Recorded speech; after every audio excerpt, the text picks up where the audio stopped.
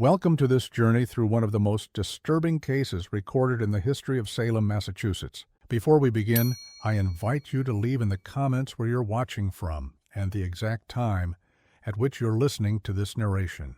We're interested in knowing what places and what times of day or night these documented accounts reach. In the cold winter of 1829, Salem had begun to distance itself from its infamous past. Nearly 4 decades had passed since the witchcraft hysteria that once defined the town, and Salem was striving to establish itself as a prosperous maritime port. Yet some shadows refused to fade from local memory.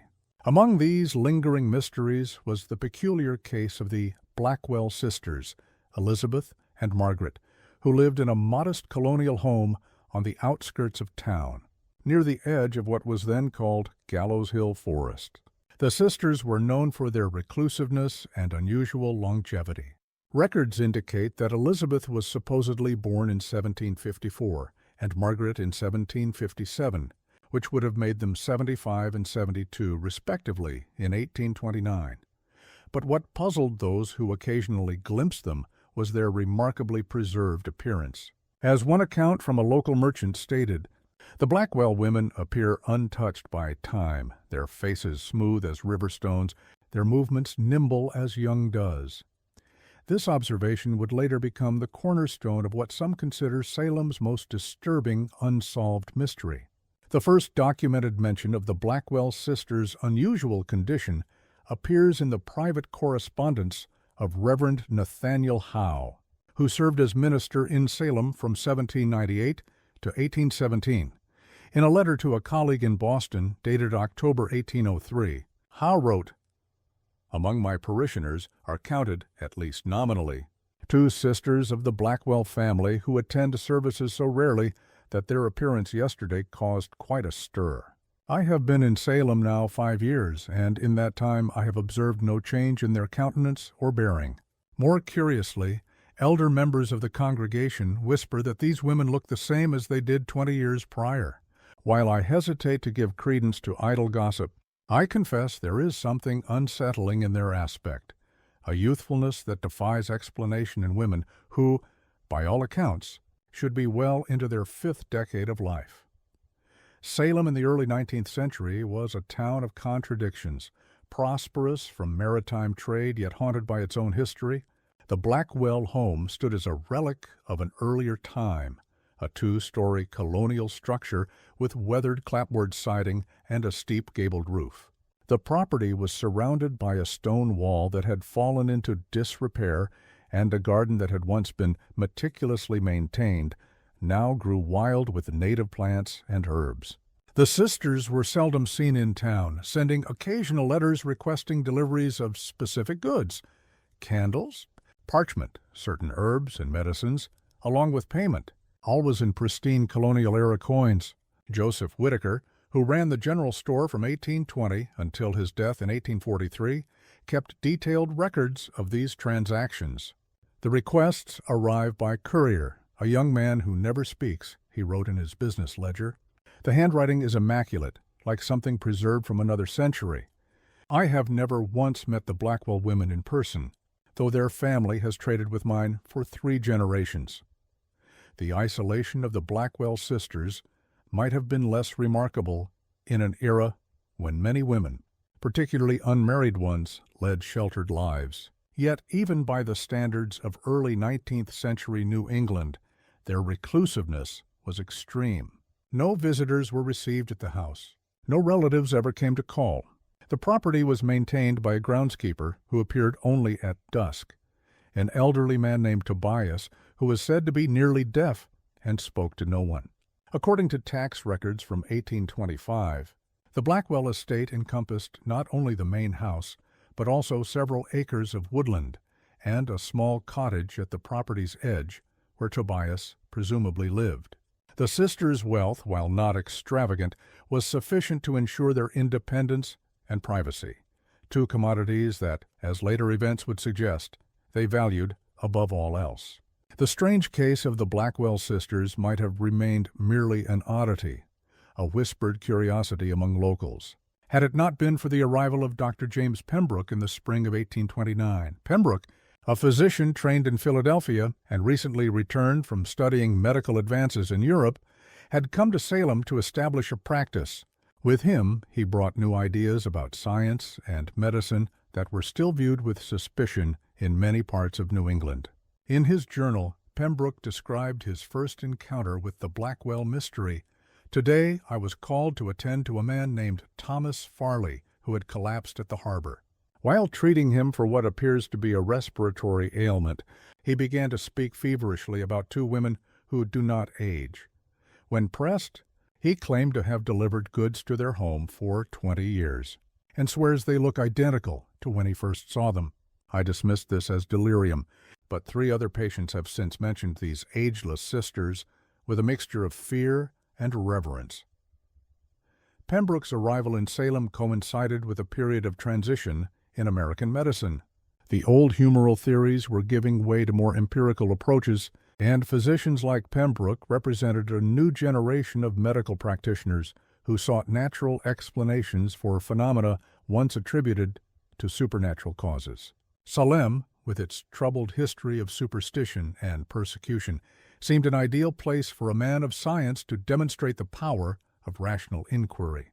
The town had worked hard to distance itself from the witch trials of 1692, focusing instead on commerce and industry. Yet beneath this progressive veneer, old beliefs persisted, particularly in relation to the Blackwell sisters, whom some of the more superstitious townspeople regarded with a mixture of fear and awe. What medical science at the time could not explain was often attributed to either divine intervention or more sinister forces. But Dr. Pembroke was a man of reason and methodical inquiry. His curiosity piqued, he began to discreetly inquire about the Blackwell sisters. The town records provided little information. The sisters had inherited the property from their father, William Blackwell, a merchant who had died in 1790. Their mother, Eleanor, had passed away in childbirth years earlier. There were no records of marriages or children for either sister. The tax records showed consistent payments throughout the decades, but there were no documents requiring personal appearances, such as land transfers or legal disputes. It was as if the sisters existed only on paper, ghosts in the bureaucratic system of early America. The town clerk, an elderly man named Silas Cooper, became visibly uncomfortable when Pembroke inquired about the women. "Some matters in Salem are best left unexamined, Doctor," he said. "Not everything that happened in this town is recorded in these books, and perhaps that is for the best." Pembroke's investigations soon led him to the Salem Historical Society, where he hoped to find more information about the Blackwell family. The Society's archives, housed in a small building near the town hall, contained documents dating back to Salem's earliest days as a colonial settlement. Here, Pembroke discovered a trade registry that included entries for William Blackwell's shipping business. According to these records, Blackwell had made his fortune importing exotic goods from the Caribbean, South America, and the Far East. Of particular interest were notations regarding medicinal specimens and botanical curiosities that fetched high prices from physicians and apothecaries in Boston and New York. One entry from 1768 mentioned a substantial payment for rare flora from the Amazon basin, preserved in spirits, for the purpose of scientific inquiry. These discoveries led Pembroke to wonder if William Blackwell's trade in exotic botanicals might somehow be connected to his daughter's apparent agelessness. The medical literature of the time was filled with accounts of indigenous preparations from distant lands that supposedly had miraculous properties. Most such claims were dismissed by serious physicians as exaggerations or outright fabrications. But Pembroke was aware that many effective medicines had indeed been derived from plants unknown to European science until relatively recently. Could William Blackwell have discovered something genuinely extraordinary in his travels?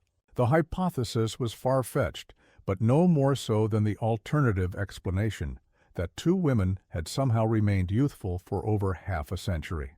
The turning point came in late May of 1829 when Pembroke was summoned to treat a woman named Ruth Gardner, who lived on a property adjacent to the Blackwell estate. Ruth, bedridden with what appeared to be consumption, had become increasingly agitated, claiming to hear voices and music coming from the Blackwell house at night. Her husband, Ezekiel, dismissed these as the delusions of a fevered mind, but Pembroke was struck by the clarity and consistency of her descriptions. She speaks of string music, like violins playing melodies that haven't been heard in half a century, he wrote, and voices speaking in hushed tones about matters she cannot quite discern. When I suggested it might be the wind, she became quite adamant. I know the difference between wind in the eaves and human voices, doctor. Those women are entertaining guests who speak as if from another time. Pembroke prescribed laudanum for Ruth's discomfort, but noted that her windows faced directly toward the rear of the Blackwell property. From her bedroom, through a gap in the trees, the doctor himself could see the faint glow of candlelight from the Blackwell home. It was the first time he had visual confirmation that the house was indeed occupied. Ruth Gardner's condition deteriorated rapidly in the days following Pembroke's visit. Her breathing became more labored, and the laudanum did little to ease her distress. During his daily visits, Pembroke noticed that she seemed most agitated in the evenings, when the strange sounds from the Blackwell house were supposedly most audible. On his third visit, he arrived to find Ezekiel Gardner standing anxiously on the porch. "She's asking for you, doctor," he said. She claims to have remembered something important. Inside, Ruth was propped up on pillows, her face pale and drawn, but her eyes unexpectedly clear. "I remembered where I heard those melodies before," she said when Pembroke entered. "My grandmother used to play them on the harpsichord. They were popular during her youth, before the Revolution." "No one plays that music anymore, doctor?" "No one except the Blackwell women." Before Pembroke could question her further, Ruth suffered a coughing fit so severe that blood appeared on her handkerchief. She died 2 days later, taking whatever other observations she might have made to her grave. In the following weeks, Pembroke found himself increasingly preoccupied with the mystery. He began taking evening walks that, not coincidentally, brought him past the Blackwell property. The house always appeared quiet, with thin curtains drawn across the windows. Occasionally he would glimpse shadows moving behind them, suggesting activity within. On one such evening, in early June, something unprecedented occurred. As Pembroke passed the house, the front door opened and a woman emerged to retrieve something from the small covered porch. Though the encounter lasted only seconds, Pembroke was able to observe her clearly in the fading light. In his journal, he described her as a woman of perhaps 30 years, with dark hair arranged in a style fashionable during the previous century. Her dress, too, appeared outdated by several decades. Most striking was her complexion, uncommonly smooth and pale, as if she seldom ventured into sunlight. Upon noticing my presence, she withdrew immediately, but not before our eyes met briefly. Her gaze held something I cannot adequately describe, a depth and awareness that suggested far more years than her appearance would indicate. The encounter left Pembroke both elated and disturbed. He had finally seen one of the mysterious sisters with his own eyes, confirming that at least one of them did indeed appear remarkably youthful for a woman who should have been in her 70s. Yet there had been something unsettling about the brief exchange of glances, a knowing quality in the woman's eyes that made Pembroke feel as though he, not she, was the one being studied.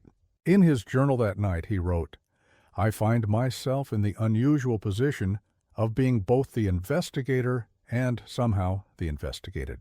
The woman, Elizabeth or Margaret, I cannot say which, regarded me not with the surprise or alarm one might expect from a recluse suddenly encountered, but with a calculated assessment, as if measuring my potential significance to her. I am reminded of accounts I have read of naturalists observing rare creatures in the wild, only to realize that they themselves are being observed in return. This brief encounter only deepened Pembroke's fascination. He began researching the Blackwell family history more thoroughly, visiting the Salem Athenaeum to examine old newspapers and historical accounts. There he discovered that William Blackwell had been a moderately successful merchant, specializing in imported textiles, and, interestingly, certain medicinal herbs and compounds from the West Indies and South America.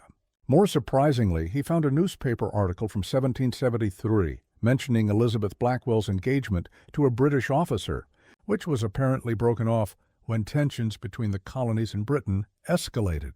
The article included a woodcut portrait of Elizabeth at age 19, a face remarkably similar to the woman Pembroke had glimpsed despite the passage of 56 years. In his journal, Pembroke wrestled with rational explanations. Could the woman I saw be a daughter, or perhaps a granddaughter?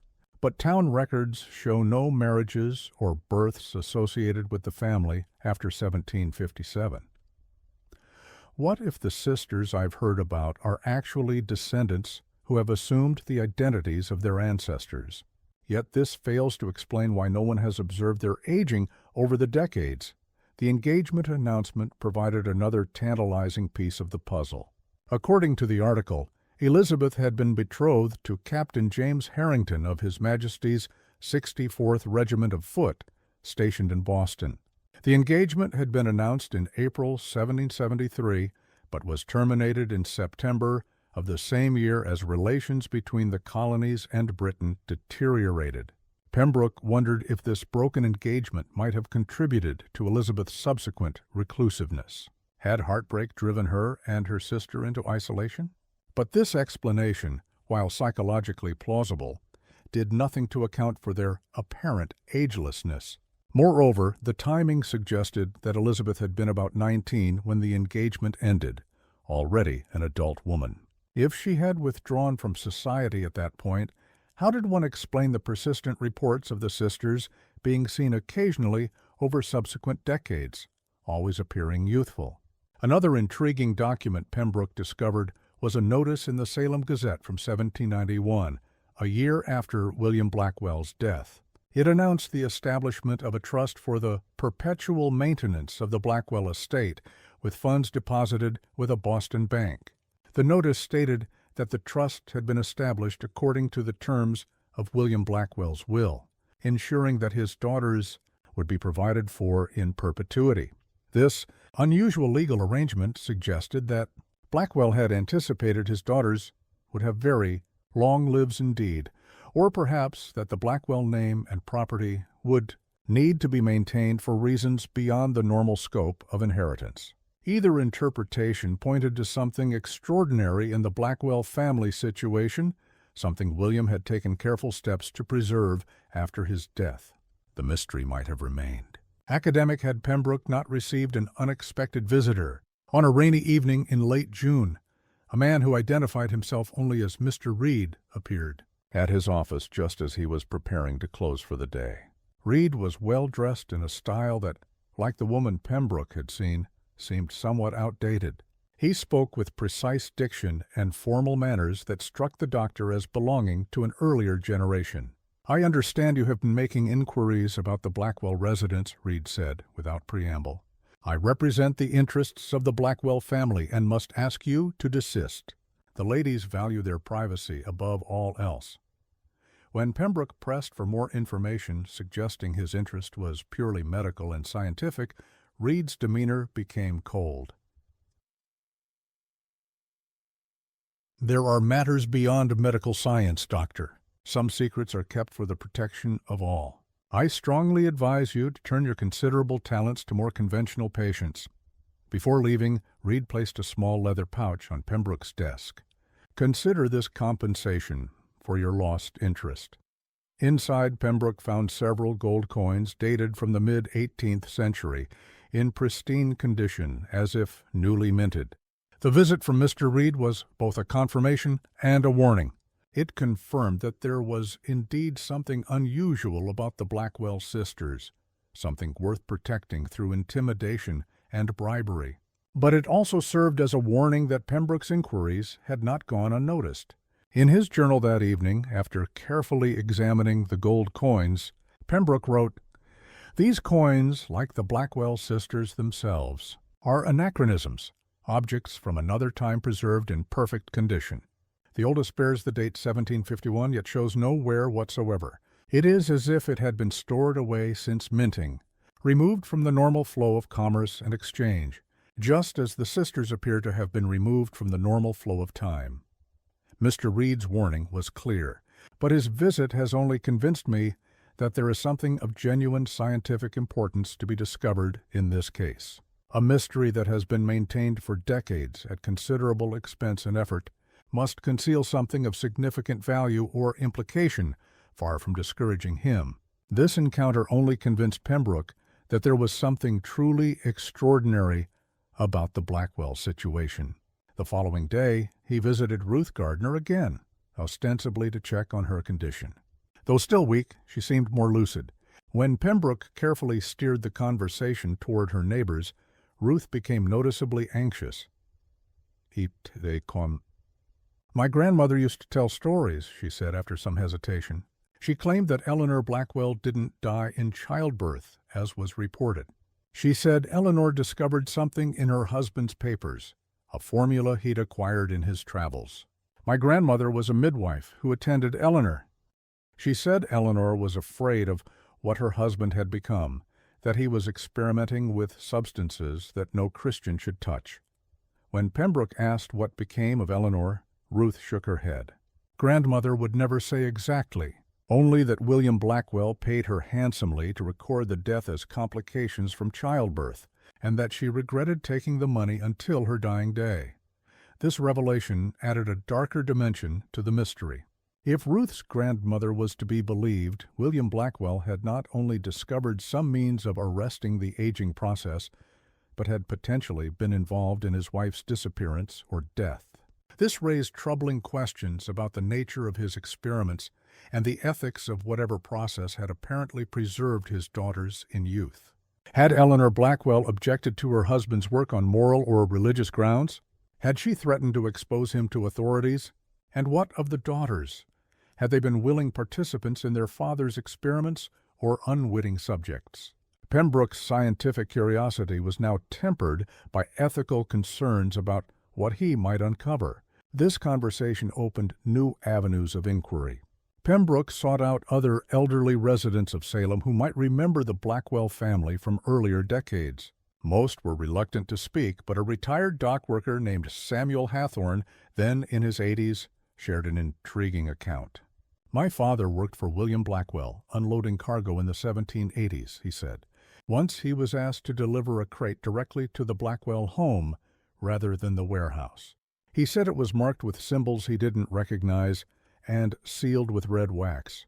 While there, he glimpsed the daughters through an open door. Later, when the revolution was over, he encountered one of them in town and remarked that she hadn't changed a bit. She smiled strangely and said, "Time is kinder to some than others."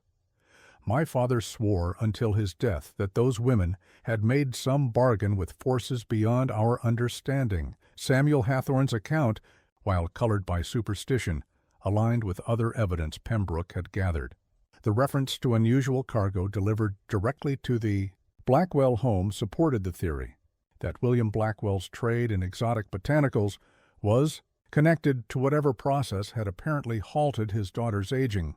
The encounter between Hathorne's father and one of the sisters suggested that, at least at that time, the women were not completely reclusive and were aware of their unusual condition. The cryptic comment about time being kinder to some than others implied not just awareness, but a certain pride or satisfaction in their state. This contradicted the image of the sisters as possibly unwilling subjects of their father's experiments, suggesting instead that they might have embraced their unusual condition, at least initially. Another source of information came from Abigail Putnam, the elderly widow of a former Salem selectman. Though her memory was failing on many matters, she recalled with surprising clarity a musical evening at the Blackwell home in 1782. It was one of the few social gatherings they hosted after the war, she told Pembroke. Both sisters performed on the pianoforte with remarkable skill. Elizabeth, in particular, played with a passion that moved many to tears. What struck me was how youthful they appeared. I was nearly their age, yet already showing the effects of time while they remained fresh as spring blossoms. When I complimented Elizabeth on her complexion, she attributed it to a tonic their father had developed using plants from his travels. She offered me a vial, which I accepted out of politeness, but never used. There was something unsettling about the way she watched me, as if curious to see if I would take it. When Pembroke asked what had become of the vial, Abigail shook her head. I kept it for years in a drawer, but it was lost when we moved after my husband's death. Perhaps that was for the best. There was always something unnatural about those women. Beautiful, yes, but with a beauty that seemed to defy God's natural order. By July, Pembroke had compiled a significant body of anecdotal evidence, but nothing that could be considered proof of anything supernatural or even particularly unusual. Elderly people misremembering dates, exaggerated local legends, coincidental resemblances between generations, all could explain the stories. Yet he remained troubled by his own observation of the woman who appeared far younger than Elizabeth Blackwell should have been, and by the strange visit from Mr. Reed. After much deliberation, Pembroke decided to take a more direct approach. He composed a letter addressed to the Blackwell sisters, introducing himself as a physician with an interest in longevity and health, and requesting a meeting on professional grounds. He delivered this letter personally, leaving it in the brass mail slot of the Blackwell home. For several days there was no response, and Pembroke had nearly given up hope when a reply arrived by courier, the same silent young man described in Joseph Whitaker's ledger. The response was written in an elegant flowing script on paper that appeared remarkably aged, yet perfectly preserved. Dear Dr. Pembroke, it read, your reputation as a man of science precedes you. While we ordinarily decline all visitors, your particular expertise intrigues us. You may call upon us this coming Saturday at 8 o'clock in the evening. Please come alone and understand that this invitation is extended only once. Respectfully, E&M Blackwell. Pembroke recorded in his journal that night, I find myself in the unexpected position of having achieved my aim, yet now feeling a curious apprehension. What if these women truly have discovered some method of arresting the aging process? As a man of medicine, I should be elated at the prospect. Yet there is something in the atmosphere surrounding this affair that suggests knowledge that perhaps mankind is not meant to possess. Nevertheless, I shall keep the appointment. Scientific inquiry must not be deterred by superstition or fear. In the days leading up to the meeting, Pembroke prepared carefully, reviewing his notes and formulating questions that might elicit the most informative responses. He was aware that he might not get another opportunity to speak with the sisters, and was determined to make the most of this rare chance. At the same time, he took the precaution of writing a sealed letter to a medical colleague in Boston, detailing his investigations and planned meeting, with instructions that it should be opened only if he did not make contact within 2 weeks. This was not merely scientific thoroughness, but a recognition that his inquiries had led him into uncertain territory. The warning from Mr. Reed and the rumors surrounding the Blackwell family suggested potential danger, and Pembroke, while committed to his investigation, was not foolhardy.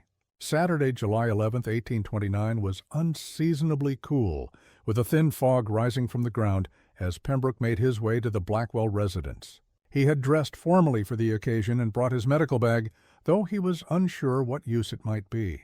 The house appeared much as it always had from the outside, though Pembroke noted that the garden, which had seemed overgrown from a distance, was actually meticulously maintained with plants arranged in patterns that suggested purpose rather than decoration. Many were species he recognized for their medicinal properties, while others were unfamiliar to him. Precisely at 8, he knocked on the front door. After a moment, it opened to reveal the same woman he had glimpsed weeks earlier. Dr. Pembroke, she said with a slight nod, I am Elizabeth Blackwell. Please come in. Her voice carried the same formal quality as Mr. Reed's, with an accent that Pembroke couldn't quite place. Not quite British, but certainly not the local New England dialect either. Elizabeth led Pembroke through a narrow hallway lined with portraits of what appeared to be family ancestors. The interior was illuminated by candles in silver holders, casting a warm but subdued light that seemed to enhance rather than dispel the house's atmosphere of temporal displacement. The furnishings were elegant, but unmistakably from an earlier era, not antiques in the conventional sense, but rather items that had been continuously used and maintained since the mid-18th century. There was no dust, no wear, nothing to suggest neglect, yet the entire setting felt suspended in time, preserved like a museum exhibit of colonial life. As they walked, Pembroke noted that Elizabeth moved with a grace that belied her supposed age, her posture straight, her steps sure. Up close, her appearance was even more remarkable. Her skin showed none of the lines or discoloration that typically accompany advanced age, and her dark hair, though styled in an old-fashioned manner, showed no trace of gray. The interior of the Blackwell home was like stepping into another era. The furnishings were all of excellent quality, but of styles popular in the mid-18th century. Candles and oil lamps provided soft illumination, though Pembroke noted the absence of the more modern argand lamps that had become common in wealthy homes. Everything was immaculately maintained, without a speck of dust or sign of wear. Elizabeth led him to a sitting room where another woman waited, presumably Margaret. She was similarly youthful in appearance, perhaps a few years younger than Elizabeth, with the same dark hair and pale complexion. "My sister Margaret," Elizabeth confirmed. "We are honored by your visit, Doctor." It has been some time since we entertained a man of science. The sisters invited Pembroke to sit and offered him tea served in delicate porcelain cups that he estimated to be at least 70 years old, yet in perfect condition. The conversation began conventionally enough, with discussions of Pembroke's training and his impressions of Salem. The sisters were well informed and articulate, demonstrating knowledge of medical advances that surprised him. Margaret, though outwardly similar to her sister, displayed subtle differences in manner and expression. Where Elizabeth's demeanor was controlled and somewhat reserved, Margaret showed flashes of animation that suggested a more volatile temperament. She asked pointed questions about Pembroke's medical training, particularly his study of botanical remedies and their effects on human physiology. European medicine has always been slow to recognize the potential of plants from the New World, she remarked. Our father was among the first to appreciate their value, though his work was never properly acknowledged by the medical establishment. When Pembroke inquired about the nature of William Blackwell's research, Margaret glanced at Elizabeth, who gave an almost imperceptible nod before responding. "Our father was interested in the rejuvenative properties of certain Amazonian plants," she said carefully. "He believed that aging was not an inevitable process, but rather a disease that could be treated or even cured with the right combination of botanical extracts." After some time, Elizabeth addressed the unstated purpose of the visit.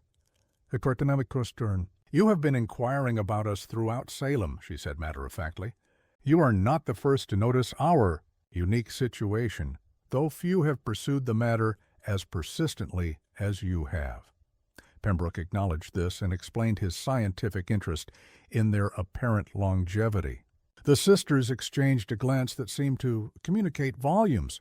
"What would you say, Doctor," Margaret asked, "if we told you that I was born in 1757 and my sister in 1754? Pembroke replied carefully that he would find such a claim extraordinary, but would approach it with an open mind if they could provide evidence or explanation. Elizabeth smiled slightly. "Evidence in such matters is difficult. Would you accept our father's journals? They document his discoveries and our transformation." She rose and retrieved a leather-bound volume from a cabinet, placing it in Pembroke's hands. The journal was clearly old, the leather cracked with age, but the pages inside were surprisingly well preserved. The journal was written in a precise, educated hand, beginning with entries from 1762 that detailed William Blackwell's commercial activities. The early entries focused primarily on business matters: shipments received, profits calculated, market conditions assessed. But as Pembroke continued reading, he noticed a shift in focus. Beginning around 1765, Blackwell began documenting his interest in the medicinal plants he encountered in his trade. One entry from September 1766 read, "Received today a shipment from Brazil, including specimens of the plant the natives call duroia, which they claim preserves youth when prepared according to their methods. Paid handsomely for this information, though I remain skeptical. Have set aside 3 specimens for experimentation. Subsequent entries detailed Blackwell's attempts to extract and process various botanical substances, with meticulous notes on methods and results.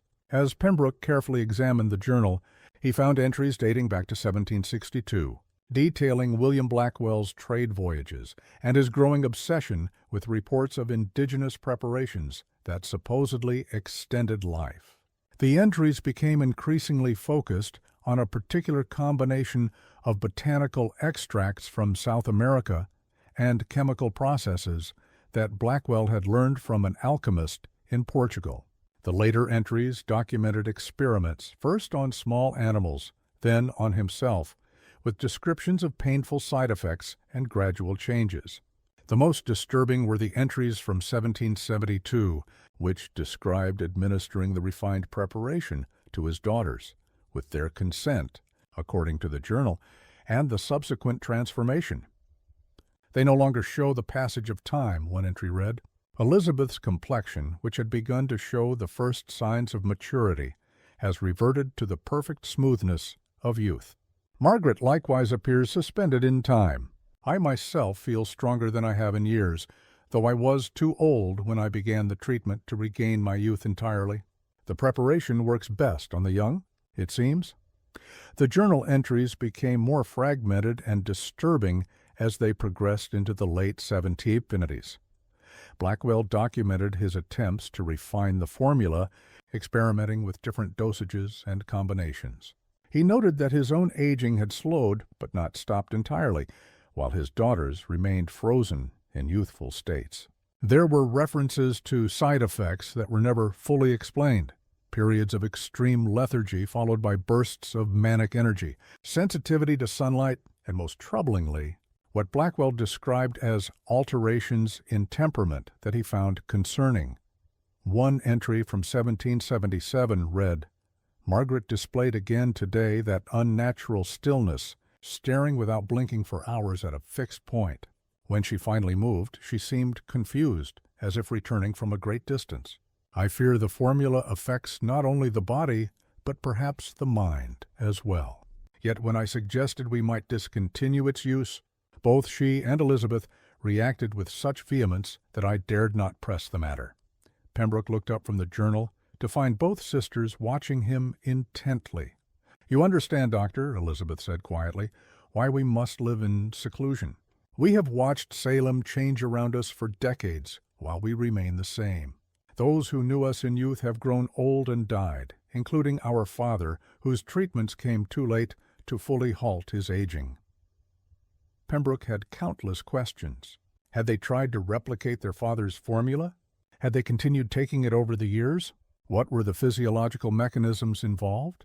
When he asked these questions, Margaret responded, "The preparation must be taken only once if prepared correctly. Its effects are permanent.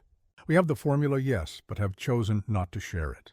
Our father came to regret his discovery before his death in 1790. He called it an abomination against nature, a violation of divine law. The human body is designed to age and die," Elizabeth added. To interfere with that process is to place oneself outside the natural order, outside the community of mankind. We exist now as observers rather than participants in human affairs. It is a lonely existence, Doctor, one we would not wish upon others." Pembroke pressed further, asking about their daily lives and how they had maintained their secret over so many decades. The sisters explained that they relocated periodically when suspicions arose, always returning to Salem after enough time had passed for memories to fade or witnesses to die. They maintained properties in several locations under different names, managed by agents like Mr. Reed, who knew only portions of the truth. "We have become skilled at disappearing," Margaret said with a hint of pride, "and at creating new identities when necessary. The world is full of young women without pasts who can remake themselves in a new location." As the evening progressed, Pembroke learned more about the sisters' isolated existence. They had maintained their lifestyle through careful management of their father's estate and strategic investments, made through intermediaries, like the mysterious Mr. Reed, who Margaret revealed was actually a lawyer from Boston who managed their affairs in exchange for periodic small doses of a diluted version of the preparation, enough to extend his life by decades, but not halt aging completely. They had witnessed the American Revolution, the rise of the new republic, and the transformation of Salem from colonial seaport to modern town, all from behind the walls of their unchanging home. "We are living relics, Doctor," Elizabeth said with a hint of sadness, "neither alive nor dead in the normal sense. We exist outside the natural order." The conversation took an unexpected turn when Pembroke asked about Eleanor Blackwell, their mother. Both sisters became noticeably tense.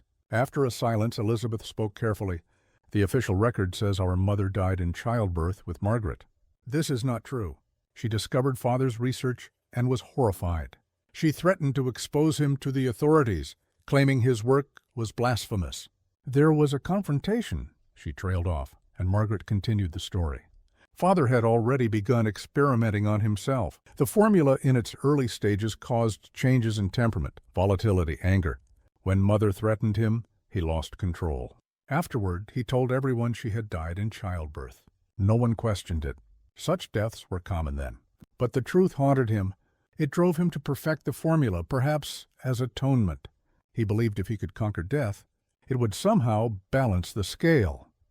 Margaret's revelation cast William Blackwell in a disturbing new light, not merely an ambitious scientist pushing the boundaries of natural law, but potentially a murderer who had silenced his wife to protect his research.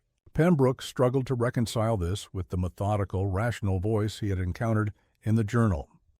"And you," he asked carefully, "knowing what had happened to your mother, still agreed to participate in your father's experiments?" The sisters exchanged another of their communicative glances. "We were young," Elizabeth said. "I was 18, Margaret only 15. Father told us Mother had died of a fever. It was years before we discovered the truth, and by then we had already taken the formula.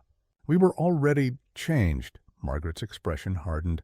"By the time we learned what he had done, it was too late for justice in any conventional sense. Father lived with his guilt until his death."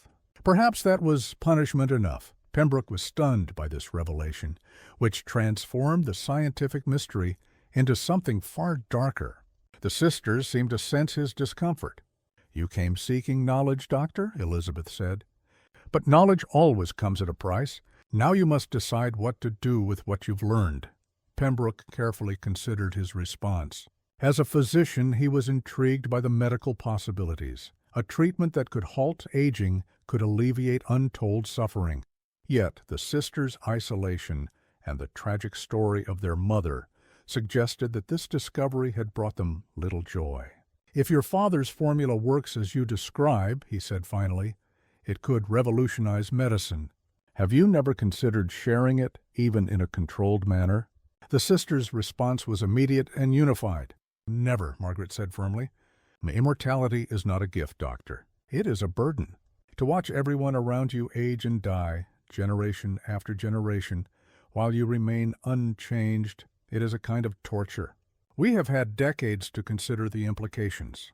Humanity is not ready for such knowledge. Consider the consequences," Elizabeth elaborated. "Who would have access to such a treatment? The wealthy and powerful, certainly. Imagine a world where the elite never age and never relinquish their positions, while the common people live their brief spans and die. Or worse, imagine if the formula became widely available. What would become of a world where death is rare, but birth continues? How long before the earth could no longer sustain its population?" "No, Doctor. Some discoveries must remain hidden, not out of selfishness, but out of responsibility." Pembroke had to admit the force of this argument. His own enthusiasm for the medical potential of the formula had blinded him to these broader implications.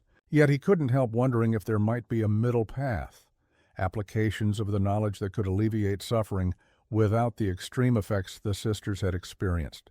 Perhaps not immortality, he suggested, but what of applications that might extend life by a few years, or alleviate the suffering of the elderly?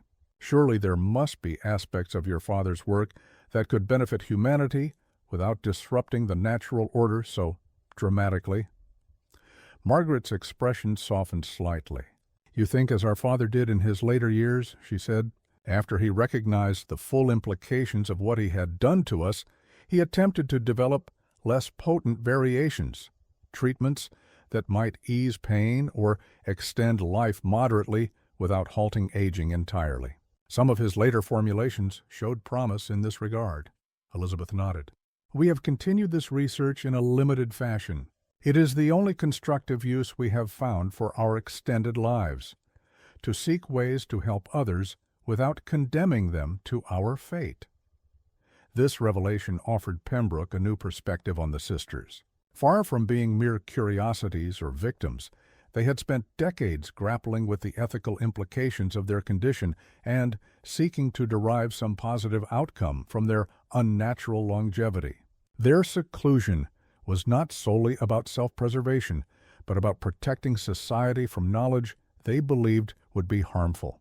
In this light, their reclusiveness seemed less eccentric and more principled, a kind of self-imposed quarantine to prevent the spread of a dangerous idea. "You've dedicated your lives to containing this knowledge," he observed. "That must be a tremendous burden to bear alone." For the first time, genuine emotion crossed Elizabeth's face, a flash of vulnerability quickly concealed. "Not entirely alone," she said. "Over the decades, there have been a few confidants, individuals like Mr. Reed who know portions of the truth and assist us. But yes, it is a solitary existence in many ways. Which is why your visit, while potentially dangerous, is also welcome." As the evening drew to a close, Pembroke sensed that the sisters were growing tired of the conversation.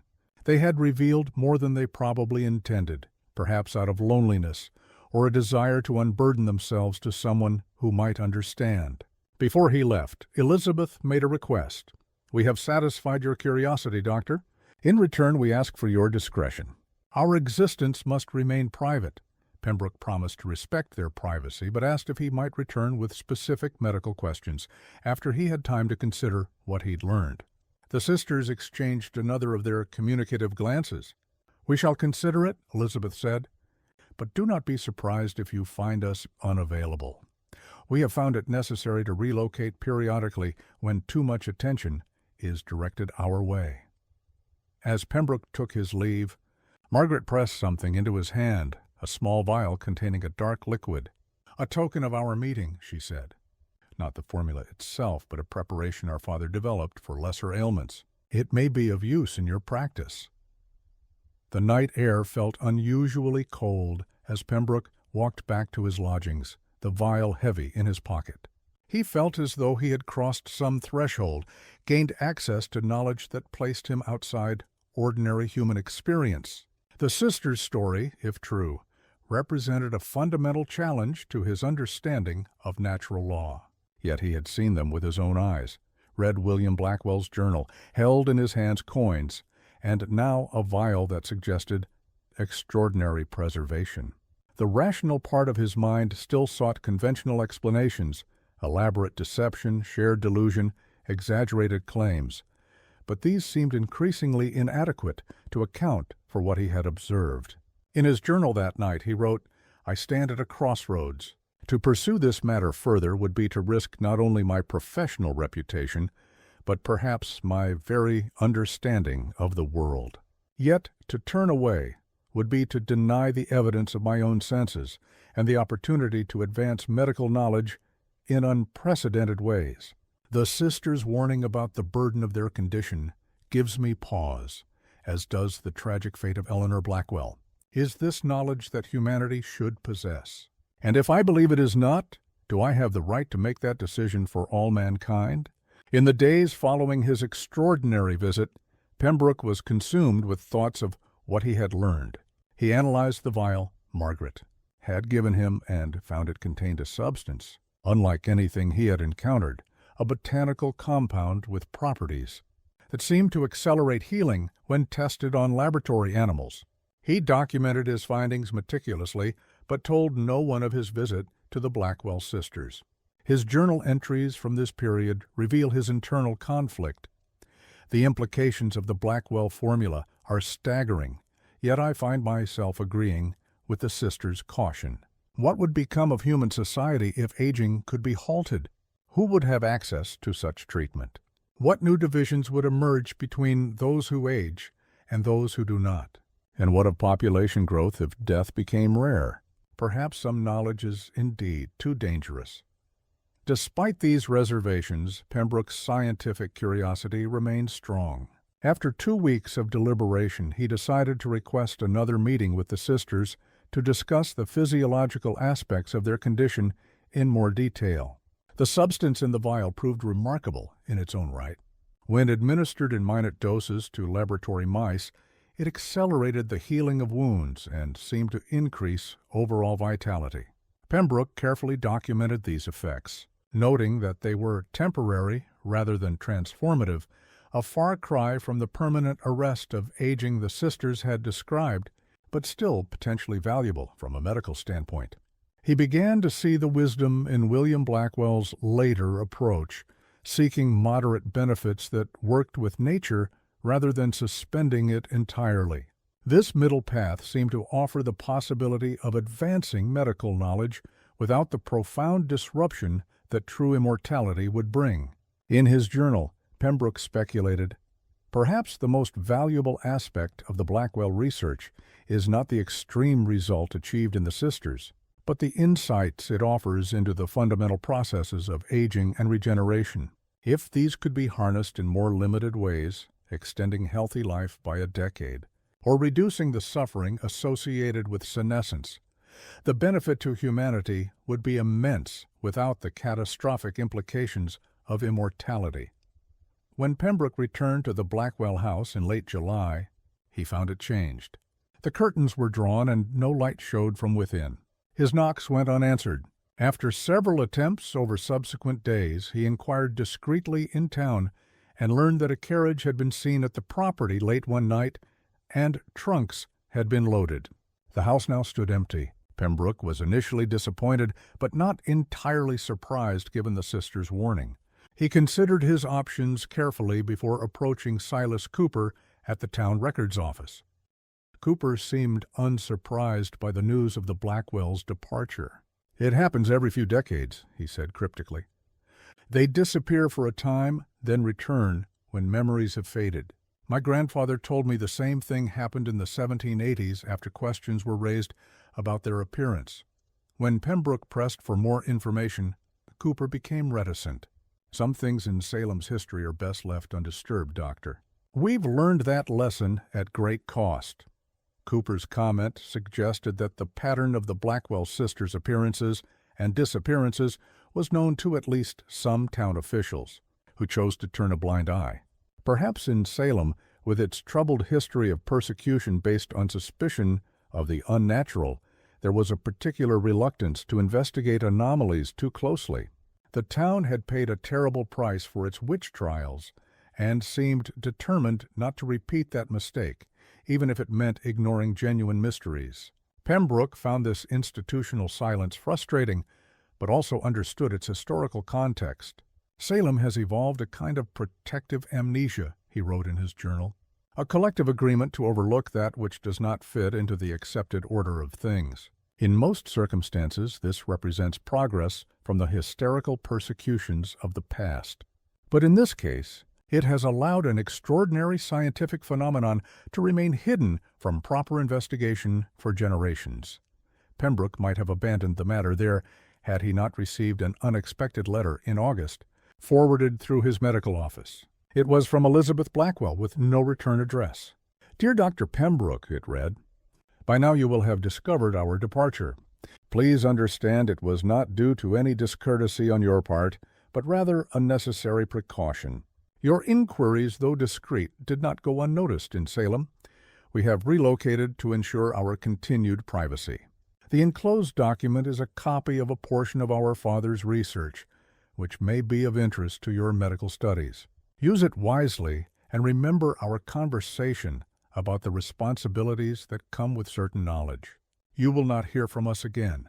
Live well in your allotted time. E.B. Enclosed was a partial formula for a medication with remarkable properties for treating infections, but nothing approaching the life-extending effects Pembroke had witnessed. The document Elizabeth had sent contained detailed instructions for preparing a compound that accelerated healing and combated infection. It was clearly derived from William Blackwell's research, but represented only a fragment of his work, nothing that would lead to the dramatic effects the sisters had experienced. Still, it was valuable medical knowledge, potentially capable of saving many lives if properly developed. Pembroke recognized it for what it was: a compromise, a way of sharing beneficial knowledge while withholding the more dangerous aspects of the discovery. It was also perhaps a test of his discretion and judgment. Would he respect the sisters' wishes and use this partial knowledge responsibly, or would he attempt to reconstruct the complete formula through further investigation? After careful consideration, Pembroke decided to honor the spirit of Elizabeth's gift. He would develop the healing compound as a conventional medication, with no reference to its origins or the extraordinary properties of the complete formula. In September 1829, Pembroke began clinical trials of what he called Blackwell's elixir, presenting it to the medical community as a botanical remedy he had developed based on indigenous preparations. The medication showed remarkable efficacy in treating wounds and infections, reducing mortality rates significantly in cases where it was administered early. Pembroke's reputation as a physician grew as the elixir's effectiveness became known, but he never revealed its true source. In his private notes, he maintained detailed records of his observations regarding the Blackwell sisters and their father's research, but these he kept separate from his professional publications. They were, he decided, a trust to be preserved but not shared, at least not in his lifetime. Perhaps future generations, with greater wisdom and more advanced scientific understanding, would be better equipped to handle the implications of true age reversal. Dr. James Pembroke remained in Salem until 1832, when he relocated to Boston to take a teaching position at Harvard Medical School. He published several papers on botanical medicines that earned him recognition in the medical community, though he never publicly disclosed his encounter with the Blackwell sisters. In his private papers, discovered after his death in 1865, he occasionally referenced the meeting and his conflicted feelings about the knowledge he had gained. "I sometimes wonder," he wrote in 1840, "what became of the Blackwell sisters? Are they still living their suspended lives somewhere, unchanging while the world transforms around them? And was I right to keep their secret?" Science demands openness, but wisdom sometimes counsels discretion. I have used the partial knowledge they shared to develop treatments that have saved many lives. Perhaps that is enough. Pembroke's career was distinguished but conventional, with no further forays into the realm of the extraordinary. He married in 1835 and had 3 children, all of whom followed him into medical professions. He never returned to Salem, though he maintained a correspondence with several former patients there, occasionally inquiring obliquely about the Blackwell property. According to these letters, the house remained unoccupied throughout the 1830s and 1840s, becoming increasingly dilapidated. Property taxes continued to be paid through a Boston law firm, but no renovations were undertaken, and the garden that had once been so meticulously maintained became overgrown. The locals began to refer to it as the haunted house, though the haunting they imagined was conventional rather than the more unsettling reality Pembroke had uncovered. As he aged, Pembroke occasionally found himself reflecting on the irony of his situation. He who had glimpsed the possibility of agelessness was now experiencing the natural decline that the Blackwell sisters had escaped. In an entry from 1858, when he was in his mid-60s, he wrote, "My hands now tremble slightly when performing delicate procedures. My eyes require spectacles for close work. I tire more easily than in my youth. These changes, once frustrating, I now recognize as part of the natural rhythm of existence." The sisters spoke of their condition as a burden, and, with the wisdom of age, I better understand their meaning. To be suspended outside time is to be denied the fullness of human experience. the evolution of self that comes with each stage of life. What I once might have seen as a miraculous gift, I now recognize as a kind of living death, preservation at the cost of growth. The Blackwell house in Salem remained unoccupied for decades. In 1851, it was purchased by a family named Morrison, who reported strange findings during renovations, hidden compartments containing old journals and equipment of unknown purpose, all of which were unfortunately destroyed in a fire that damaged part of the house in 1852. Local legends about the ageless sisters persisted in Salem well into the 20th century, though they became increasingly distorted with each retelling. In 1923, a historian named Edward Pierce researched the Blackwell case while writing a book on Salem's history. He discovered shipping records confirming William Blackwell's imports of unusual botanical specimens from South America, lending some credence to the story. Pierce also found evidence suggesting that women matching the Blackwell's descriptions had appeared briefly in Charleston, South Carolina in the 1840s and later in New Orleans in the 1870s, always living in seclusion and eventually disappearing without explanation. Pierce's research uncovered a newspaper article from the Charleston Mercury, dated 1843, describing two reclusive sisters who had taken up residence in a mansion on the outskirts of the city. According to the article, the women were rumored to be extremely wealthy, but never participated in local society. A brief description mentioned their remarkably youthful appearance and old-fashioned manner of dress, the article further noted that the sisters had arrived with an elderly male companion who handled all their business affairs, possibly the same Mr. Reed who had confronted Pembroke in Salem. The Charleston property was sold in 1847, and the sisters vanished as mysteriously as they had appeared. Similarly, records from New Orleans indicated that a property in the Garden District had been purchased in 1869 by a Miss E. Blackwood and her sister, who were described by neighbors as unusual women who kept to themselves and entertained no visitors. This property was abandoned in 1878 after a yellow fever epidemic swept the city. These fragmentary traces suggested a pattern of periodic relocation, with the sisters establishing temporary residences in different cities using variations of their family name, always maintaining their seclusion and eventually moving on before their unchanging appearance could attract too much attention. They seemed to favor locations with transient populations, seaports, cities with high immigration, places where newcomers were common and less likely to be scrutinized closely. Their wealth, carefully managed over decades, allowed them to maintain this nomadic lifestyle without apparent difficulty. Yet each move must have represented another severance, another abandonment of whatever limited connections they had established. The price of their physical preservation was a kind of perpetual exile, never able to form lasting relationships or put down roots in any community.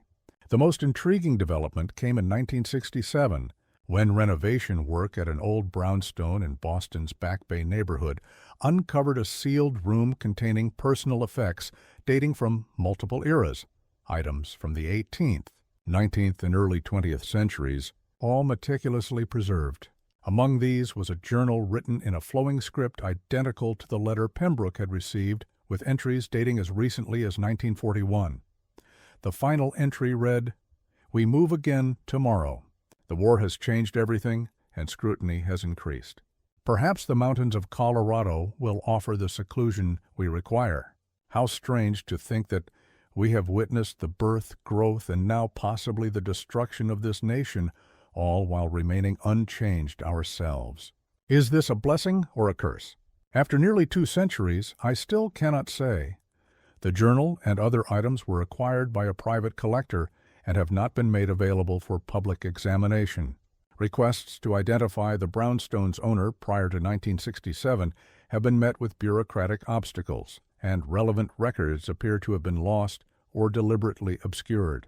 The discovery of the Boston brownstone suggested that the sisters had continued their peculiar existence well into the 20th century. adapting to changing times while maintaining their essential isolation. The journal's reference to the war, presumably World War II, placed them in historical contexts that William Blackwell could never have imagined when he administered his formula. To his teenage daughters in the 1770s, what must it have been like for them to witness the Industrial Revolution, the Civil War, the advent of electricity and automobiles, 2 world wars, all while remaining physically unchanged? The psychological impact of such an existence is difficult to fathom. As Elizabeth had told Pembroke, they existed as observers rather than participants in human affairs, watching history unfold from behind a veil of enforced detachment. The reference to Colorado in the 1941 journal entry prompted some researchers to investigate property records in that state, focusing on remote areas where 2 reclusive women might have established a residence. In 1968, a journalist named Robert Chambers discovered a property in a sparsely populated mountain area that had been purchased in 1942 by a Miss Elizabeth Black and transferred in 1959 to a trust with an anonymous beneficiary. Local residents recalled 2 women who lived there briefly, described as unusual folks who kept to themselves. One elderly shopkeeper remembered delivering groceries to the property and being struck by the women's old-fashioned manners and way of speaking. The women apparently left sometime in the early 1960s, and the property had remained vacant since then, though property taxes continued to be paid through a Denver law firm. Chambers attempted to trace the trust, but encountered the same bureaucratic dead ends that had frustrated previous investigators. And so the mystery of the Blackwell sisters remains unsolved. Were they truly recipients of an extraordinary treatment that halted the aging process, or was their story an elaborate deception maintained over generations? The scientific establishment dismisses the possibility of such a life-extending formula, citing biological limitations that would make it impossible.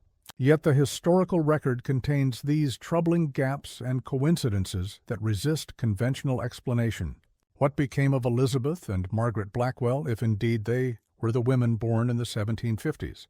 Do they still exist somewhere, eternally youthful, watching as the world continues its relentless forward march while they remain frozen in time? And what of William Blackwell's formula?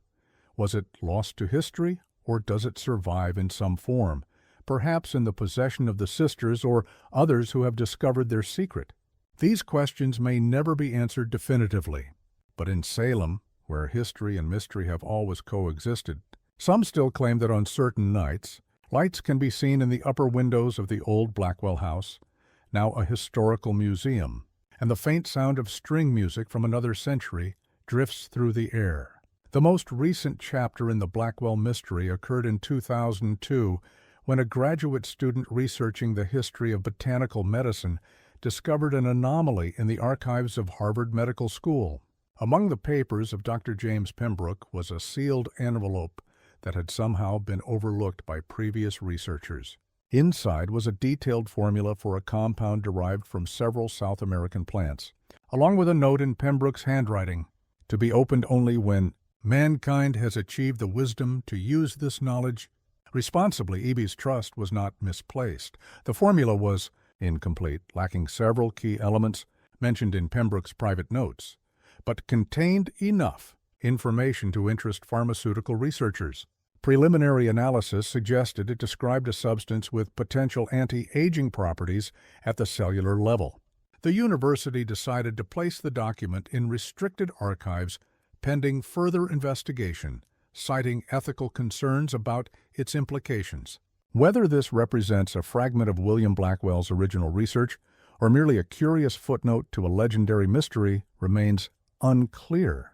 Perhaps the most disturbing aspect of the Blackwell mystery is not the possibility that they achieved virtual immortality, but rather the price they paid for it: isolation, secrecy, and the burden of watching countless lives begin and end while they remained unchanged.